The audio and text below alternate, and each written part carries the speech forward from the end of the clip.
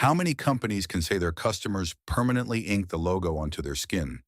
Not Apple, not Nike, not Amazon. Harley-Davidson can. For over a century, people have tattooed those two words across their chests, their arms, their backs, not because someone paid them, but because the brand meant something. It meant freedom, rebellion, an open road and a middle finger to everything conventional. But here's what most people don't know. Harley-Davidson has been left for dead. Not once, twice. The first time they pulled off one of the greatest comebacks in American business history. 13 guys bought a dying company with borrowed money and turned it into a cultural icon worth billions. The second time is happening right now, and nobody knows how this one ends. This is a story about transformation, about how a company rebuilt itself from the inside out, and then decades later found itself right back at the bottom. The question isn't just whether Harley can survive. The question is whether a company can pull off the same miracle twice, and the answer might come from the last place you'd expect. Let's start with how the myth was built. It's 1903, Milwaukee, Wisconsin. Two guys, William Harley and Arthur Davidson, working out of a wooden shed, 10 by 15 feet. Their first motorcycle was a bicycle with a small engine bolted on. It was so weak it couldn't make it up Milwaukee's hills without the rider pedaling. You literally had to help your motorcycle up the hill. But they kept tinkering. By 1920, Harley-Davidson was the largest motorcycle manufacturer in the world, selling bikes in 67 countries. Police departments bought them. The military used them. Over 90,000 Harleys served in World War II. Harley was the Ford of motorcycles. Reliable, American, utilitarian. Nobody was getting a Harley tattoo in 1920. It was a tool. The rebellion thing came later. After World War II, veterans who'd learned to ride in the military formed motorcycle clubs. In 1947, a rally in Hollister, California got out of hand. Life magazine ran a photo of a drunk man on a Harley surrounded by beer bottles. And that single image invented the outlaw biker. Then Hollywood turned it into a myth. 1953, Marlon Brando in The Wild One. 1969, Easy Rider. Those films did for Harley what no advertising could. The motorcycle became a symbol of American freedom. By the 70s, people were tattooing the logo on their bodies. Harley wasn't selling bikes. It was selling identity. But right when the myth was peaking, the company nearly died for the first time. In 1969, a company called AMF, American Machine and Foundry, bought Harley-Davidson. And if you know anything about Harley history, you just winced. Because the AMF years are the dark ages.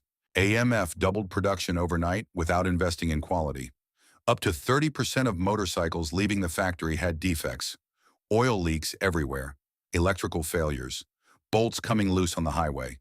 There's a joke from that era. If your Harley isn't leaking oil, it's out of oil. Meanwhile, the Japanese were arriving. Honda, Yamaha, Kawasaki, Suzuki, making bikes that were lighter, faster, more reliable, and half the price.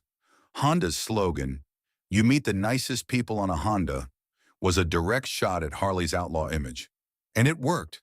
Japanese bikes started every time you turned the key. Harley couldn't promise that. By the late 70s, Harley's market share had collapsed from 80% to under 25. Dealers were ashamed to put the bikes on the showroom floor. Magazines ran obituaries for the brand while it was still alive. And then something remarkable happened. Something that shouldn't have worked, but did. In 1981, 13 Harley-Davidson executives, led by a man named Vaughn Beals and Willie G. Davidson, the grandson of one of the founders, scraped together enough money, secured a loan from Citicorp, and bought the company from AMF in a leveraged buyout. 13 managers bought the company they worked for with borrowed money. They literally saved Harley-Davidson from inside. 13 guys looked at a company the world had written off and said, "We'll take it." What they did next was poetic irony. They went to Japan, to Honda's factories. They studied exactly how the Japanese built motorcycles. The quality systems, the inventory management, the production flow. Then they came back to Milwaukee and implemented Japanese methods in an American motorcycle factory. The competitors who were killing them became their teachers. They lobbied Reagan for tariffs on Japanese bikes and got them.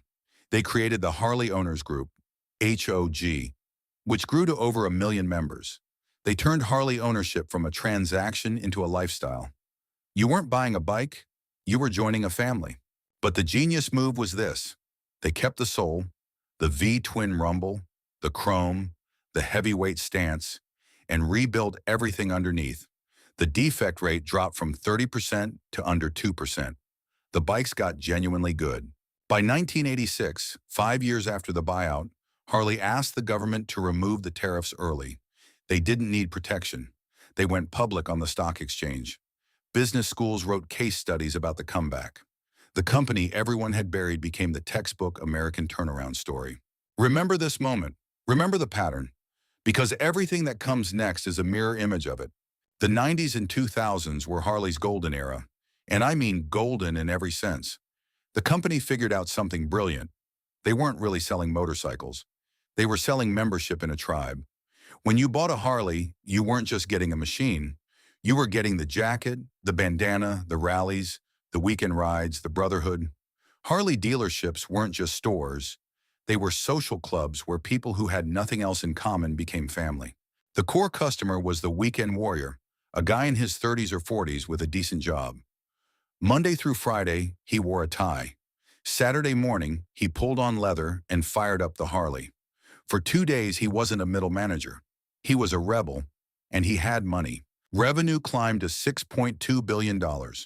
There were waiting lists to buy a Harley. Imagine being told to wait 6 months for a $20,000 motorcycle. Sturgis, South Dakota, population 7,000, swelled to 500,000 every August for the rally. Harley sold bikes, gear, clothing, and even cologne.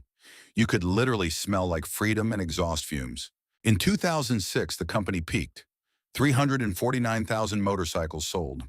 Almost 1,000 bikes rolling out the door every single day. A 50% share of the heavyweight market in America. Nobody was even close. And that is exactly where the poison started. Not the kind of poison that kills you overnight.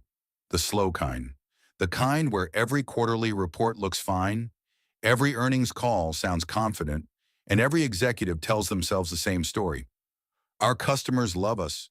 The brand is strong. The margins are healthy. Meanwhile, underneath, something fundamental is shifting. And by the time you notice, the shift has become a chasm.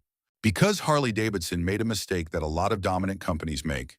They got so in love with their current customer that they forgot to find the next one. Here's a number that explains almost everything that went wrong. In the 90s, the median Harley buyer was 32 years old. Today, it's 57. Their customer base aged 25 years, and the company barely did anything about it. How does that happen? Simple. Those weekend warriors from the 90s kept riding. They got older, made more money, bought bigger bikes, and Harley kept making bikes for them. Heavier, more expensive, more comfortable. The Street Bob climbed to $17,000. The Road Glide crossed $21,000. The average Harley started pushing 25 grand. Meanwhile, a 25-year-old looking at their first motorcycle could walk into a Honda dealer and buy a Rebel for under $7,000, or a Yamaha MT-03 for 5 grand, or a Royal Enfield for under $5,000. Harley essentially priced out an entire generation. And it wasn't a subtle gap. It was a wall. The cheapest Harley cost more than 3 times the cheapest Honda. For a kid with student loans, that math doesn't work. And it wasn't just the price. Most Harleys weigh over 600 pounds. For a new rider, that's terrifying. A Kawasaki Ninja 400 weighs 366 pounds. You can actually pick it up if you drop it. Try that with a Road Glide. And it wasn't just money. Most Harleys weigh over 600 pounds. For a new rider, that's terrifying. A Kawasaki Ninja 400 weighs 366 pounds. You can pick it up if you drop it. Try that with a Road Glide. Then there's the culture problem, which might be bigger than the money or the weight. Ask a 22-year-old what they think of when they hear Harley-Davidson. They'll say, my dad's bike, or old guys in leather, or really loud in parking lots. Rebellion became retirement. The numbers tell the story. Among riders under 30, Honda holds 42% market share. Yamaha has 23%. Harley has 8%. In the demographic they need most, they're barely a footnote. But the darkest part isn't that customers are getting older. It's that they're dying. That's not dramatic language, it's math. When your median customer is 57 and most people stop riding between 65 and 70, you don't need a spreadsheet to see where this goes. And Harley saw these numbers. Year after year, the internal data said the same thing. Your customers are aging out and you're not replacing them. Executives discussed it in board meetings. Analysts wrote about it in reports. It was the most obvious slow-motion crisis in the motorcycle industry. Harley's response? They raised prices. They focused on high-margin premium bikes for the riders they already had. Fewer customers, each spending more. The logic was seductive. Why chase a 25-year-old who might spend $6,000 when you can squeeze another $5,000 out of the 50-year-old who's already loyal? It's a strategy that works in the short term. The margins look great. The quarterly numbers hold up. Wall Street doesn't complain. But underneath, the foundation is crumbling. And by the time the numbers finally break, it's usually too late to fix it. Now here's where it gets painful. Because Harley didn't just fail to solve the problem. They hired someone who made it worse. And then came the man who accelerated the decline. Jochen Zeitz became CEO in 2020. A German fashion executive, former CEO of Puma, with a vision to turn Harley into a luxury brand. Fewer bikes, higher prices, bigger margins. The motorcycle equivalent of Gucci. His strategy, Hardwire, was to turn Harley into a luxury brand. Fewer bikes, higher prices, bigger margins. The motorcycle equivalent of Gucci. On paper, it made sense. In reality, it was catastrophic. Zeitz ran the company remotely, from Kenya, London, and Santa Fe. The CEO of an iconic American motorcycle company, managing from a different continent. His compensation hit $43.3 million in a single year, while cutting 700 jobs and closing over 100 dealerships, including the Dudley Perkins store in San Francisco, which had sold Harleys for nearly a century. He moved production to Thailand to dodge EU tariffs. American motorcycles, made in Thailand. The backlash was brutal, and then the EU changed the rules anyway, hitting Thai-made Harleys with 56% tariffs. A road glide that cost $28,000 in America could cost $120,000 in Denmark. Then there was Livewire, the electric motorcycle bet. $29,799 for an electric bike from a company whose identity is the rumble of a V-twin. An electric Harley is like a silent guitar. In 2025, Livewire sold 653 bikes. Globally, revenue $6 million. Losses $75 million. They claimed 70% of the electric motorcycle market, but the entire market was 933 bikes. A hedge fund published an open letter demanding Zeitz's removal. At the shareholder meeting, 48% voted to fire him. He survived, barely. And the market wasn't waiting. In 2025, Kawasaki passed Harley in U.S. sales for the first time ever. The most iconic American motorcycle brand was now number 3 in its own country, behind Honda, behind Kawasaki. Here's where Harley stood. In 2006, they sold 349,000 bikes. In 2025, 124,000. That's a 64% decline. The stock dropped from $54 to $19. Market cap shrank to under $2 billion. Analysts set a target price of about $25, which implied some hope, but that's still less than half of where the stock was just 4 years earlier. Harley-Davidson was at rock bottom, again. But here's the thing about this company. Harley has a strange, almost stubborn talent for finding itself at the edge of a cliff, and then finding someone unexpected to pull it back. In 1981, it was 13 executives with a Citicorp loan, a trip to Japan, and an absolute refusal to let the brand die. They transformed a company making defective bikes that nobody wanted into the most iconic motorcycle brand on earth. 44 years later, Harley is standing on the same cliff. The customers are different, older, fewer, disappearing. The competition is different, Japanese, European, even Indian manufacturers fighting for every sale. The world is different.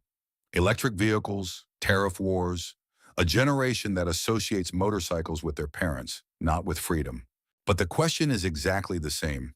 Can this company reinvent itself before it's too late? Can they look at a dying brand, a shrinking customer base, and a hostile market, and find a way to transform everything again from the inside out? In 1981, the answer was 13 executives with a Citicorp loan and a trip to Japan. In 2025, the answer might be walking through the door from a place that has absolutely nothing to do with motorcycles. From a company that took another dying, aging, elitist product, golf, and somehow made young people love it. But that story starts in part two.